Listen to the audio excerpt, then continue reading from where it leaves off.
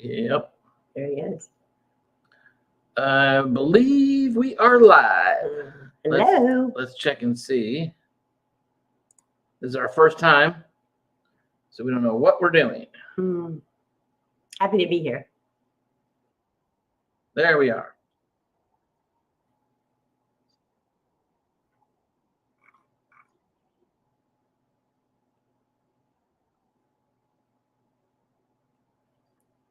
Okay, so let us know you are here. Drop a comment so it's not just me watching.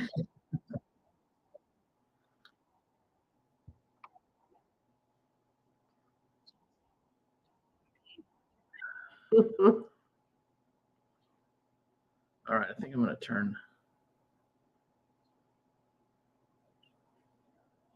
this off. Okay, going back to here.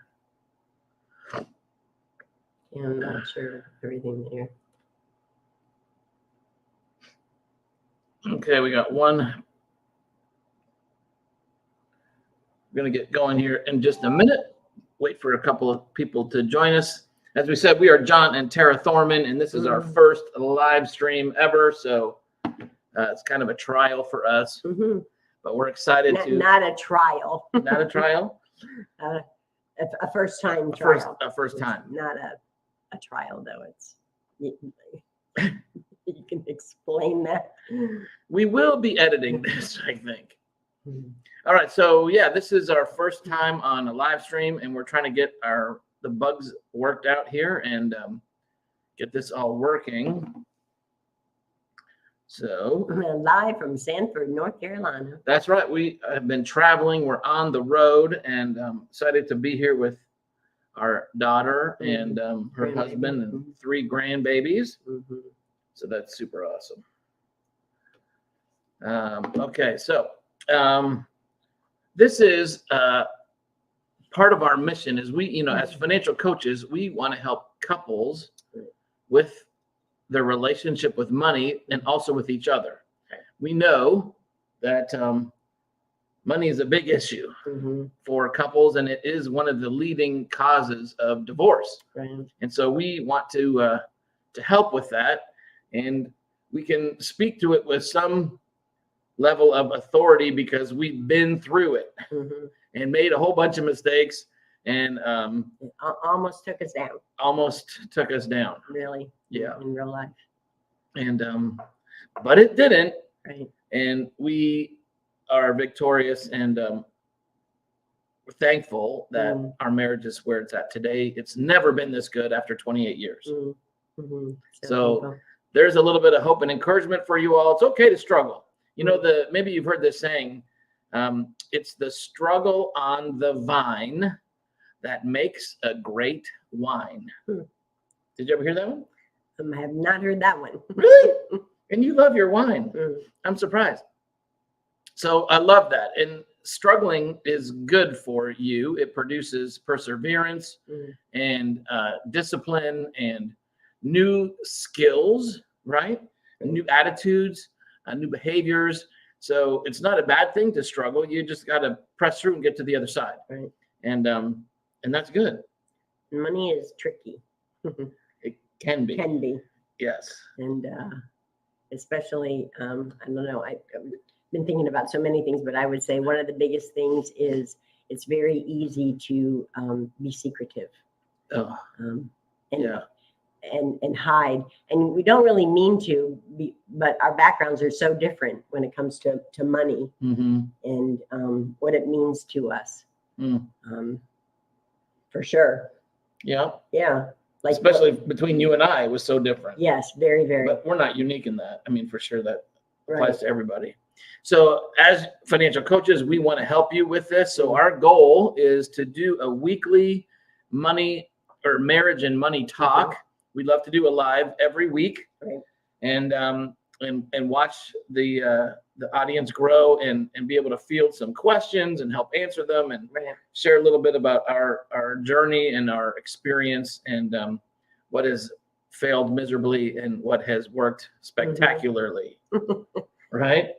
Talking, Talking. communicating. So the joy of financial intimacy. Mm. Yeah, it might seem unattainable, but you can get there, Mhm. right? And you want to get there because it will elevate your relationship. It'll improve your marriage. Mm.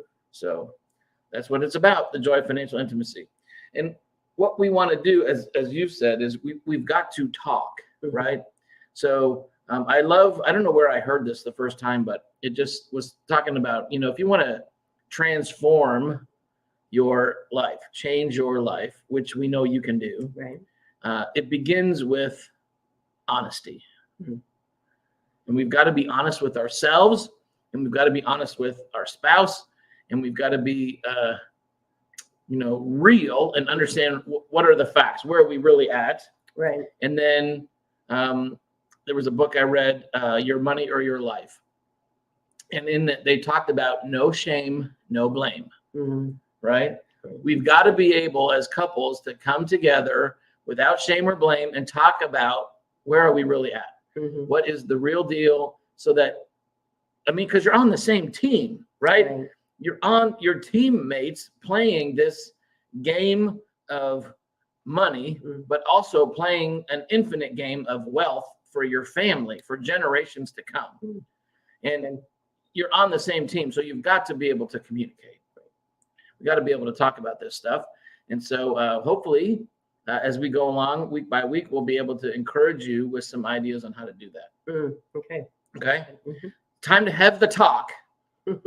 It's the money talk. Money talk. Right.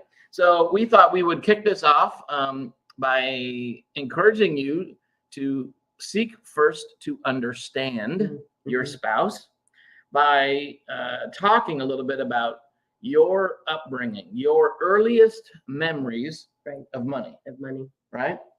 And that can be a great conversation starter, and talk about your earliest memories and kind of as you aged and grew up, some of the most impactful positive things and less than positive things. Because, and I love this, Dr. Benjamin Hardy's talking about how your present shapes your past. Like we can reframe the past and reinterpret the past so that the past happened not to you, but it happened for you, right? We in the present get to reframe that past experience so that it serves you and not brings you down, right? So, but we do want to talk about those earliest memories. It's a lot of fun going through, the background, your childhood, and being able to share that with your spouse, and you'll be able to start understanding them better. Right. So no matter where you're at, perhaps you're in a fight right now, or money was spent that one didn't know about, or there's a lot of vantage points. But the whole idea is decide to start and talk about money and what is happening, what is bothering, what is and that's important, and to not be afraid. Yeah, courage, right? Be strong and courageous. Right. Be honest and be strong and courageous, but always come from a position of love. Right. And is it going to be redemptive? Is it going to be helpful? Is it going to move you and your spouse forward together? That's good. Yeah, redemptive Value. Right, redemptive value. What you're saying, remember, you guys are a team. You're working together on this. So don't face each other and start. Each other are not the enemy. Right. That's so good. Right. It's not his fault. It was not my fault. Then whose is it? It's our fault, right? We're responsible. That's not the point. Point is talk. Begin to talk. I think talking about the earliest, one of the biggest things that I recognized later on, after things were so awful, and as we have moved through and worked through many things, one of the biggest things for me was that it was always cash in my family. Cash at all times. I don't remember. My dad actually had very little cash on hand. He always had his coins in his little coin purse. I'll have to get that. Oh yeah.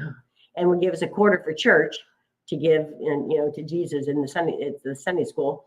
I never remember my mom ever having any cash. I remember when I was in high school, I remember seeing she had a credit card, which I knew nothing of a credit card. Mm-hmm. So it was always cash. And actually, my first job at the bakery was cash. The register, all of my jobs, food service, were cash related. Cash business all the time. Yeah. Mm-hmm. A credit card transaction back then, I'll be 62 next month, was highly unusual. I know it's not now, but it was always cash, always. And that is my go-to. It's your preference. And for if sure. I don't have it, it's not good. And if mama ain't happy, ain't nobody happy. I especially love my $50. Mhm. that Oh I- yeah, that's right. that I saved. But yeah, and that was not the case with John. So cash was always in my family, in our home. Mhm. With my grandparents, as gifts were cash. Mm. So that was a great memory. Oh, for the birthday, it was money, it was cash. Mhm. That meant a lot to me. And so how about you? Was cash in your home? There was some cash, but it wasn't really a big issue. Mm, Like I don't attach the same amount of right. Memory and importance or significance yeah. to cash Right. like you do. Mm, Actually, I remember getting my first debit card when I was like 16 and being able to use the ATM machine. oh, really? Like that was kind of a big deal. Yeah. I remember that. That was kind of cool. I do remember going down to the bank downtown with my dad and opening up a savings account. The passport, the little book, Oh, right. savings account. And I was a little I Mhm, don't even know if I was a teenager yet, mhm, but I remember opening up the passbook savings account. right. But And oops. Sorry, go ahead. And the cards, remember the cards where they were only for quarters and you would stick the quarters in the little slots? You had a quarter book or a dime book. I remember those, or a nickel book. Oh yeah. Mhm. Saving all the change, and then it was just a fun thing. I mean, I had that too. I do remember. So some fun things about money. Some of my earliest memories about money was getting a little bit of change. Like it might have been a quarter, Mhm, and then walking. There was several blocks. Like it Mhm. wasn't far, but walking several blocks or riding our bikes mhm. as little boys. Me and my two younger brothers riding our bikes to the local. It was like a little corner store. 5 and dime. Mhm. Yeah, but it was like a candy store. Really? Well, that's what I remember it as. It was probably way more than that, Mhm. but I just remember going there for the candy.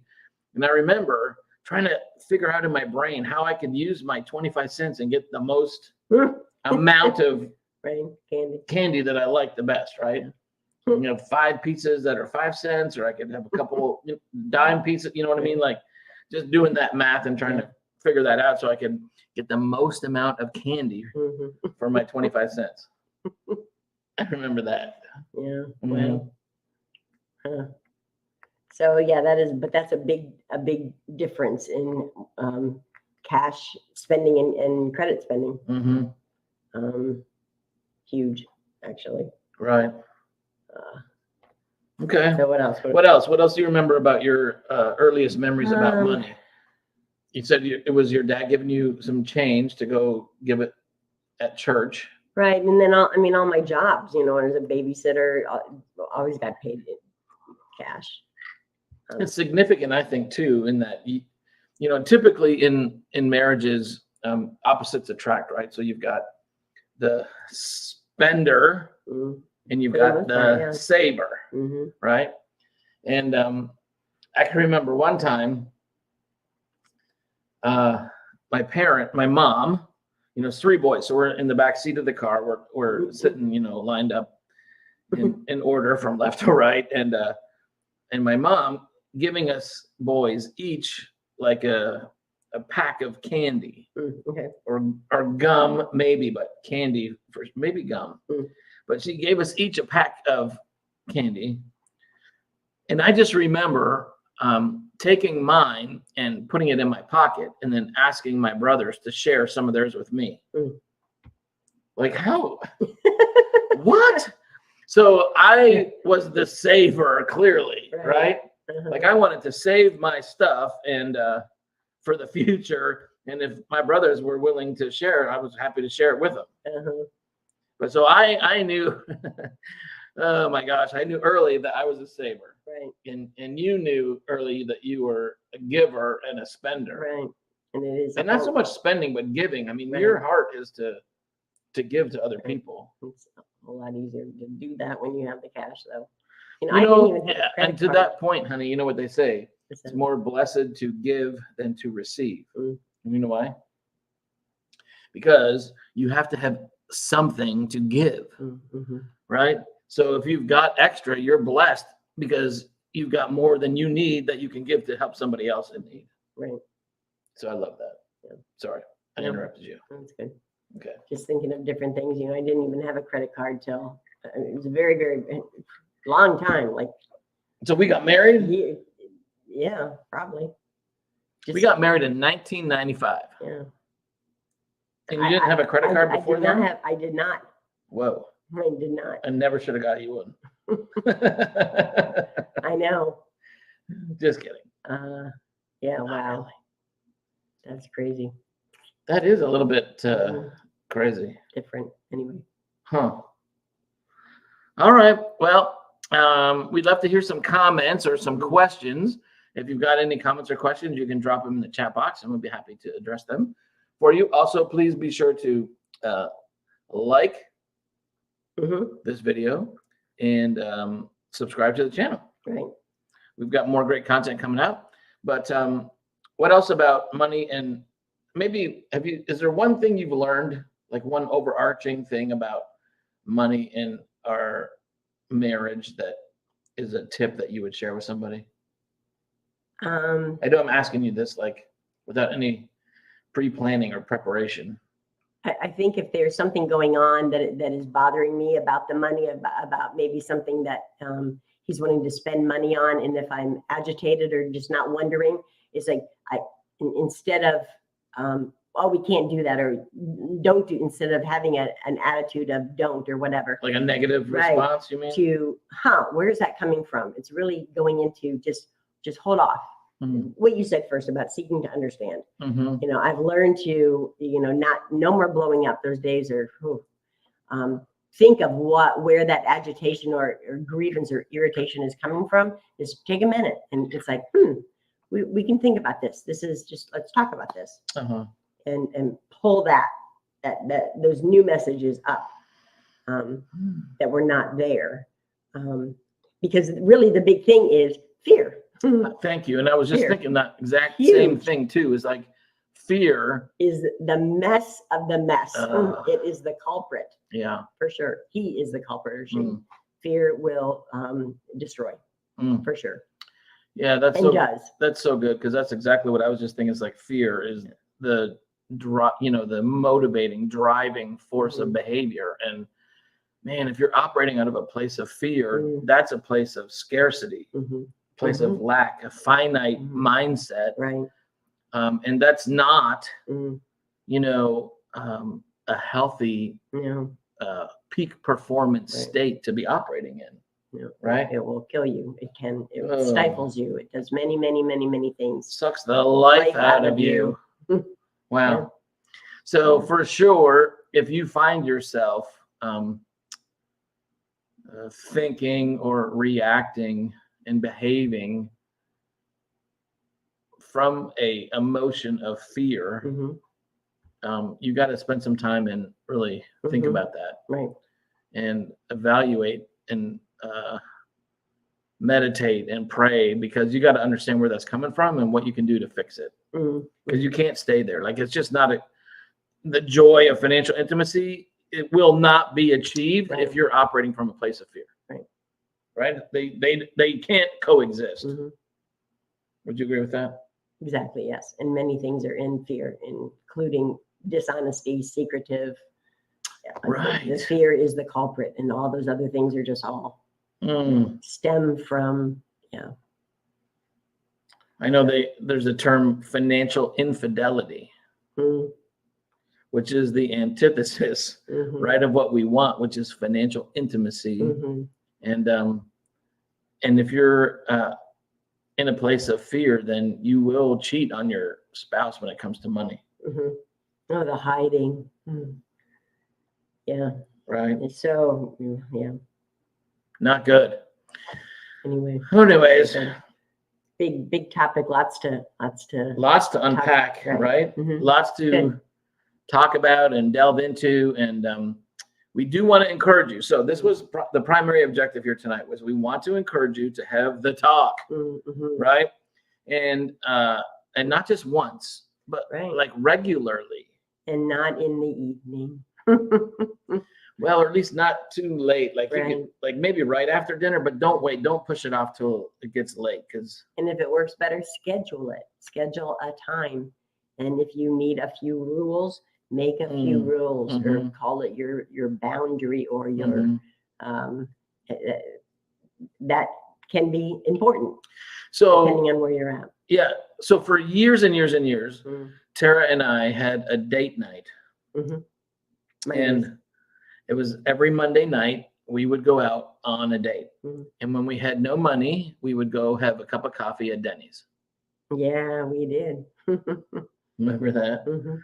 We had no money and we would go to Denny's for a cup of coffee because that was date night. Mhm. And we had 4 kids at home. Our life was crazy. Mm. And I think one of the biggest things about that was that you knew that it was coming. Like you could anticipate, Mhm. and I could anticipate. Like we knew we could count on we were going to have some time together. Right. And that was really important and significant. And so And we made the time, we set aside the time. So if that's what you Right. need to do too, you know, Right. whether you have children or not, or it doesn't matter, schedule that. So I just want to encourage you, like have a date night, like date your spouse. Don't ever quit dating your spouse, but add another date and have it be the money date.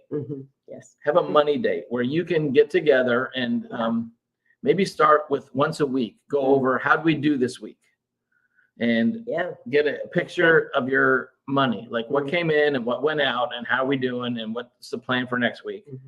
And maybe as you get better, you can scale that back to once a month or every other week. Just starting. But start doing it. Have the talk. Right. Put it on your calendar and have that talk where you can run through. It doesn't have to be long. It can be 10 or 15 minutes. But have the talk. Remind yourself of your goals. Right? There's so much power and joy in having a common goal that you both are striving towards together. Right? We didn't have that for a very long time. Oh my gosh. Big learning lesson there, right? So have a common goal that you both can be striving towards, but take the time. And I'm going to suggest, once a week to quickly 10, 15 minutes, review your numbers together. How are you doing? And are you on track? And what do you need to modify or adjust or change? Because nothing's going to work perfectly. There is no perfection, right? There's progress. So we're striving for progress, not perfection. And if you're off course, then you can correct course quickly. And it's better to correct your course quickly than to be off course for a very long time, because then it's much harder and longer to get back on track, right?